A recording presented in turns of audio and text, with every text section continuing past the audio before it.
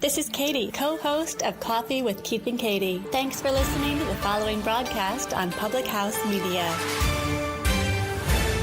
This is Kim Meyer, the host of Choose to Rise here on Public House Media. Thanks for listening to the following broadcast on Public House Media. Once you're done with this episode, I hope you'll come check out my show, Choose to Rise, where we talk about living with positive mindsets, how to increase our confidence, building our faith, and living out our life on purpose. A new show comes out via podcast every Monday, Wednesday, Friday. And if you want to catch the episode live instead, stop by Public House Media around 6:45 Central Standard Time, Monday, Wednesday, Friday as well. Don't forget to subscribe on iTunes so you'll never miss an episode of Choose to Rise. Thanks again for checking out the following broadcast on Public House Media.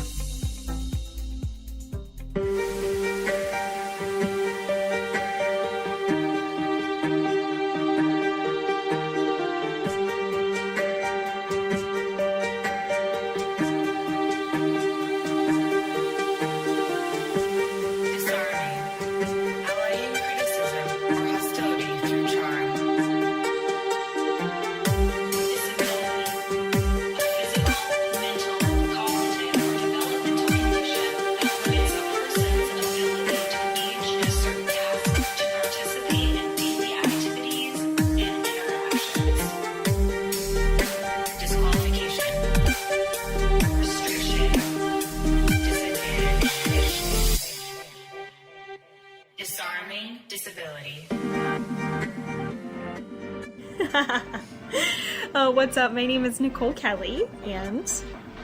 Hey, I am Sarah Tuberty. And if you're here listening, it's my hope that you have now just completed the first chapter of our podcast with us. Again, what we're going to do as we go through this is what we're calling chapters, 3 episodes at a time, where we chat with experts, and then after 3 episodes with experts, Sarah and I are going to come in and just deconstruct what we've learned, what we're thinking, what we're processing, we're just going to talk. And that's what this episode is. So I hope that you're excited to hear us talk, because that's what we're about to do. I also want to clarify, too, that the chapters are on, like, a specific topic in general. So this first chapter that we just completed was just broad strokes, like, history of disability in the United States, particularly. Yeah, we just wanted to lay groundwork for you. We thought that was important. So a lot, perhaps if you are not completely new to this, maybe no information you heard was completely new to you, I encourage you to stick around with us, because we want to really dig deep into those topics, and we have every intention of doing so. We just really want to make sure that we are laying the foundation for people who are stepping into this world, and that was the intention of these first couple of episodes for us. So before we get into that conversation, Nikki, how was your week? How was my week? Let's see. I've had the month of February was so busy for me. So actually this past weekend was the first weekend that I had to deconstruct and be alone. I'm actually an introvert, and so I need time alone to really recharge and reset. So I'm actually part of a book club. It's how I stay in touch with some of my journalism friends. And the funny thing is their meeting always lands when I can't go to it, but I always read the book with them. So right now, I spent my weekend reading a book about the Donner Party and learning about... That's where I'm from. Is that... Are you from that pass? I've gone through Donner Pass a lot. No way! I'm not, like, from that pass. But, like, I've definitely driven past the Donner Pass. Like, we've, like, pulled over and, like, we learned about it. I mean, that's all of, like, 2 hours maybe from where That's I'm from. basically your backyard. It was. Like, the Sierra Nevadas, all of that, trying to get through that. I mean, or was it Rockies? No, I'm pretty sure it's Sierra Nevadas. Yeah, that's where they're trying to get to. Yeah, right. But, yeah, so it's really close. Yeah, it's a super intense book. It's really good. Oh, my God. But also that means that all I'm learning about is just how miserable it was to be a person who was literally a frontiersman and trying to, like, save your family while getting to California meant that you smelled disgusting and that you were horribly uncomfortable all of the time, that you either were way too hot or way too cold, or your body was full of lice, or, you know, just like everything about it was utterly revolting. But it's fascinating to read about. And people did that. Like, that's how people... many people did that. That's And there's no like, this pass is 25 miles away, like, or let's pull over at a gas station and get some Snickers. Like, there isn't any of that. You like literally don't know. You're like, am I even going in the right direction? I think so. But it was a fantastic weekend to be alone and to read my book and just be by myself. It was much needed and really good. Yay. What about you? What have you been up to this week? This week has been good. I had a fun weekend just hanging out, and I have a really good friend who brews beer, so it was fun to drink some beer that he brewed, and it was really nice. And then just like really neat to be around people who make things and just like create really beautiful things for the world. So it's like, you made this beer and it tasted good, and to think that like, no, like this is a beer that no one else has had because we made it. It's new right here. So it's just really fun to do that and have a nice time hanging out with people that are really awesome. So it's nice. Cool. I appreciated drinking it. I appreciated the fruits of the labor. And good work. I appreciate it. I will continue to drink it. That is an important role you are filling, appreciating it. Yes. So much appreciated. So let's go ahead and get into this episode. So we have had 3 really incredible experts, and I am so appreciative for their time that they spent with us just really taking on this whole podcast adventure, because they really were the first one. So really going out on a limb with us is we're like, no, but this is going to be a cool thing. It's okay. Right. So I appreciate their time and willingness to be on this adventure with us. So our first episode that we spoke with a professor of mine, Dr. John Creamer, and we talked about the social history of disability in the United States. And then we spoke with Adam Ballard, who was one of your mentors, Nikki. He works at Access Living, and he chatted with us about a lot of the founding fathers and mothers of the political movement that's happened in the United States, starting around the 1960s or so when the independence living centers were starting. So we started a lot with Ed Roberts and sort of have progressed through what our current political climate is. And then Adam had given us this really incredible woman, Candace Coleman, who also works at Access Living, and she spoke to us a lot about the intersection between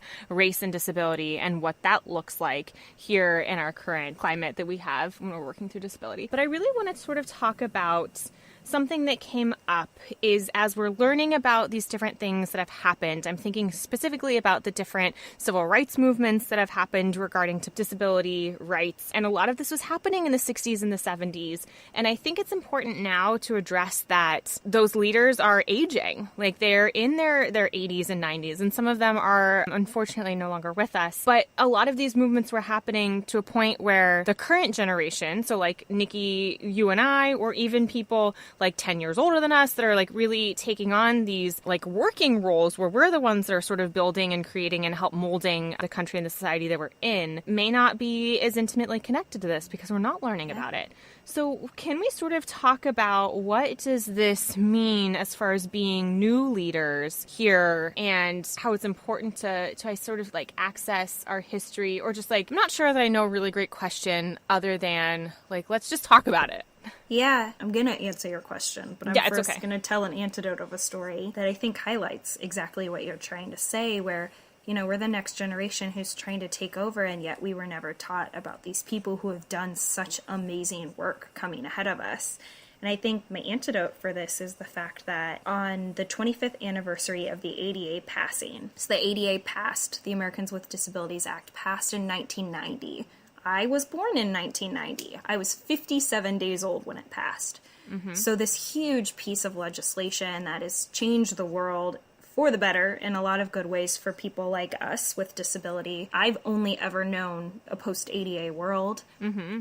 And I was lucky enough to be invited and ended up being the MC at the Kennedy Center for the big 25th anniversary celebration of the ADA passing. What does that mean? That means that they brought back all of these amazing people that during our time talking to Adam, all of these people that he named, if they were alive and we talked about them, I was with them backstage / then introducing them on stage for them to come on stage for this beautiful ceremony. And I remember it being the feeling of prestige that was attached to this ceremony that I fell into being a part of.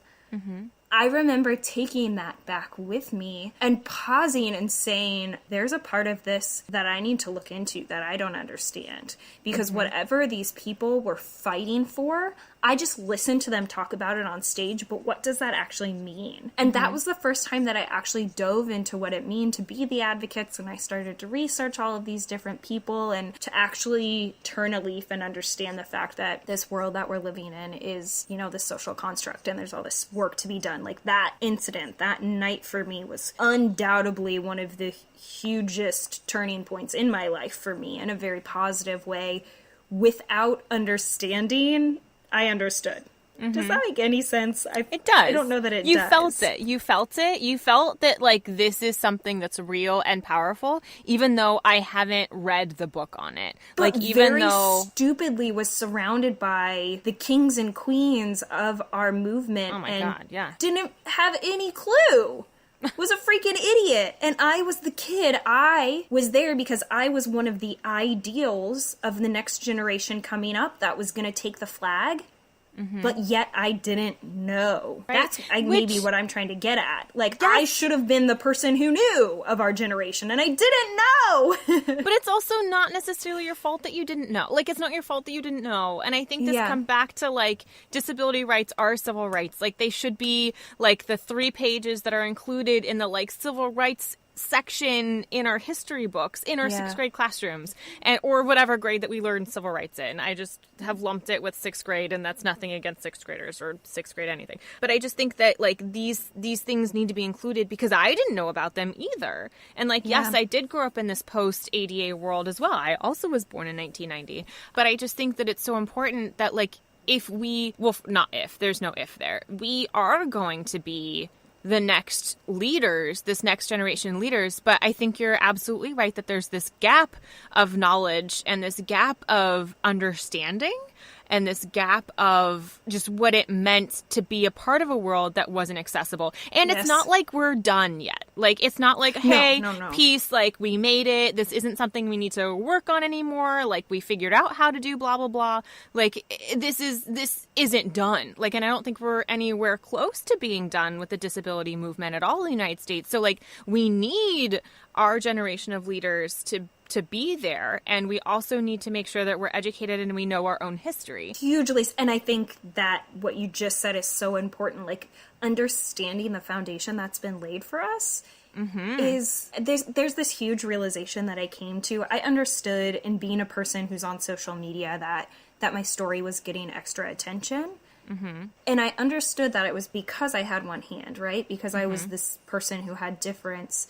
But I never put it into context, like why was that, and where did that trace back to? And until I stepped back and looked at the bigger picture and looked at the context and looked for the history, all of a sudden I started to understand why people were paying attention. I started to understand why my story was important in what was happening, but also to understand why my story was not important. That, do you know what I mean? Where it just is another chain in the link that is all of us working together for this thing that is so much bigger than us. I'm a chain in the link, and I want to be a chain on the link with you, and with you, and with you, and with you, but we can't, like, fully move this thing forward until we all start to understand and realize that, and get on the same page. Right, and sort of wake up to that and see that we're all on the same page and see that like we also need each other to move forward, and it is bigger than ourselves. This isn't about you, this isn't about me, this isn't about the projects or the things that we're doing, and like but it's all a part of things that are larger that's really trying to promote the equality of people with disabilities and really build a world in which everyone can have access. Yeah. So I'm sure that I deviated from, I went back and forth there, so I apologize on that. But yeah, I think you are so right. There is this gap of information that we're not getting, and I think a part of that is hugely, we're not learning it.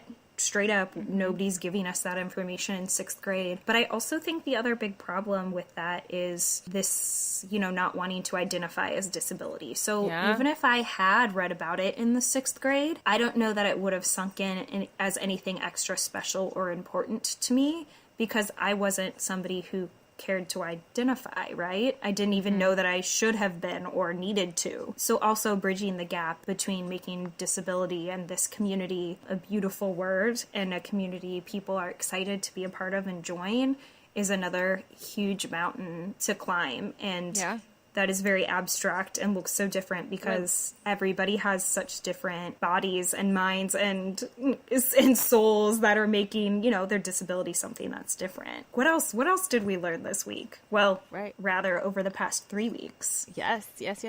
I also want to circle back to this and just with the like leaders of the next generation, I want to highlight this, like to say it very explicitly. Dear next generation, we need you as leaders to be a part of the disability movement. Yeah, we need you, and the people who are currently the leaders, the people who we have brought on to interview on our show, they are waiting to welcome you and to train you, and they have so much knowledge and so much power and so much experience. And now there are these beautiful classes popping up specifically for us. So 2019 for me is, I always end up back in school, I feel like, but I'm in 2 separate advocate training classes specifically for disability this year. We want to step up, but we also can't do it without the help of these experts. We cannot do it by ourselves. There are people who have studied it, there are people who know it, and we need to learn it from them, right? Like there is not, I was going to say an order, but there are people who we need to learn from. So, yeah, there are courses popping up, I guess is my point. They exist and they're there, and I find them. We'll help you find them. This goes back to all of the beautiful things that John and Adam and Candace has told us, that if you're not at the table, then you're on the menu, and that we need to be a part of these conversations, both representing ourselves, because who are the best people to talk about and writing all of the laws on disabilities, but people with disabilities that are living it and know these communities.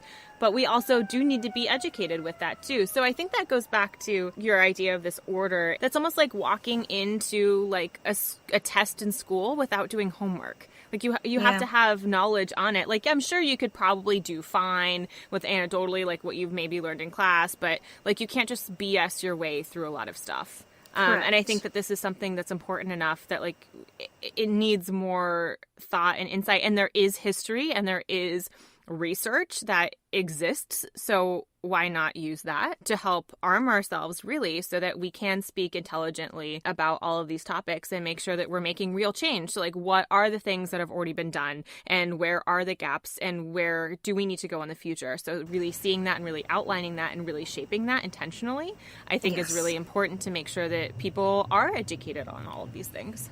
And to kind of go one step further and to acknowledge the fact that we have beautiful supports of people who are in place. Those are friends, those are advocates, those are parents. All of those people are huge supporters and helping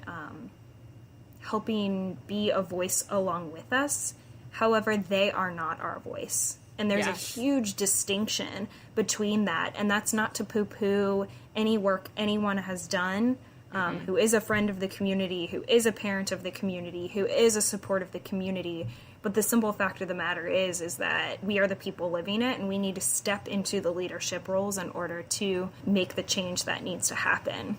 Yeah, it's important that we're there. Oh, yes. We're the leaders. We want you. We need you.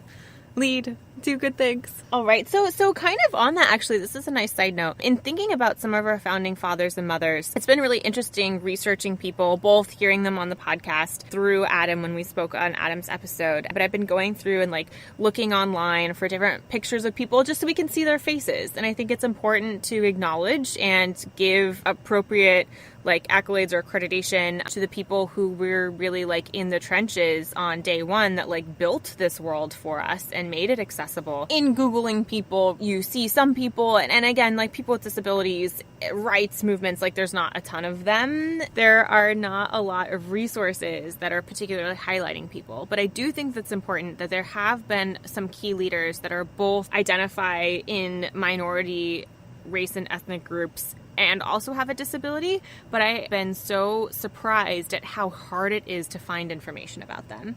So I'm speaking particularly about like Don Galloway and Brad Lomax and Johnny Lacey. All three of them, there's only maybe 1 or 2 websites that feature anything about them, and there's maybe only 1 or 2 photos. So that just like really highlights that these 3 people were like very key in the foundation of all of our movement that's happened. Like they were there from day one. Like they did a lot of really important and integral work in the beginning, and we're really working to make the disability rights movement inclusive of people with minority groups as well. But then just that we, not only do we not acknowledge people with disabilities in our history, but just like how little resources and access to information we have on people that are both minority groups and have disabilities too. I knew it, but again, seeing just that like lack of information just broke my heart. Well, I think it, just like any other sector of history, regardless of if you're studying space and how that worked or whatever it is, that's a silly example, but we whitewash everything. And so disability history, just like any other silo that you want to study, is going to be whitewashed. And hopefully that it was insightful for you to listen to the intersectionality episode that we have. That was the last episode 4. And hopefully that opened your eyes if that is not something that you've had to open your eyes to. Or perhaps it was you being on the other end and yelling, hell yes, this is what I live every single day. I'm glad that we're talking about it, and we're talking about it in an open space because it's important. You know, Sarah and I acknowledge the fact that we are 20-something-year-old white women. Please go back and listen to that conversation with Candace, who is the expert speaking from an expert place. You know, we're just kind of reviewing what we learned in that conversation. The fact that when you have a disability, that knocks you into a completely lower socioeconomic status because you immediately are having to pay for that much more health care bills. They could even be pre-existing conditions that aren't covered. Like, correct. Yes. So not being able to access prosthetic devices, not being able to access assistive equipment or like different devices that can be able to help, like shower benches to be able to sit down in a shower and take a shower. Like people fall in showers a lot. Like there's a lot of energy that's expended when people are taking a shower. So if someone's not able to spend the like $75 for a safe shower chair, or maybe they're like, yeah, a chair in the shower would be a great idea, but they put a folding chair in there that's not designed to be in a shower, then that creates like a higher fall risk, and then they could be injuring themselves more so after that. Like, well, I was just going to say, and that's what's so wonderful about the fact that Access Living in particular is daily fighting for specifically these things that we're talking about right now. Like they are actively engaged in supporting and helping, and they have a whole house of lawyers here in Chicago that are going to bat for these people. So there are people who are every day working on this in the trenches, in the weeds, moment to moment, really doing that. So, like, thank you. I guess I just wanted to pause and say thank you. Yes, we want to learn from you. We want to be a part of it. That's all. Go ahead. And recognize that this is happening. Recognize that like, these are real challenges people are facing, like, right now, literally right now. These are decisions that people are trying to figure out how to problem solve. Totally. And they're real. They're real. Good. Well, we hope that you enjoyed listening through those 3 episodes, and that, you know, as we are talking through and processing the different things that stood out to us, or that maybe we just needed to process out loud with each other, that helped you perhaps process a little bit as well. And I hope get really excited for this next section of our next. Would you like to share what our next chapter is going to be, Sarah? Yeah, what's our next chapter? So our next chapter is going to be on disability representation in the media. So we are going to look at the places that we do see ourselves, but more often the places that we don't see ourselves. That's in the public sector and the public eye. And we have amazing guests that are coming up for you. And can't wait for you to hear them and for you to get to know these experts. Just yet again, just a knockout crew that we managed to convince to come on and hang out with us.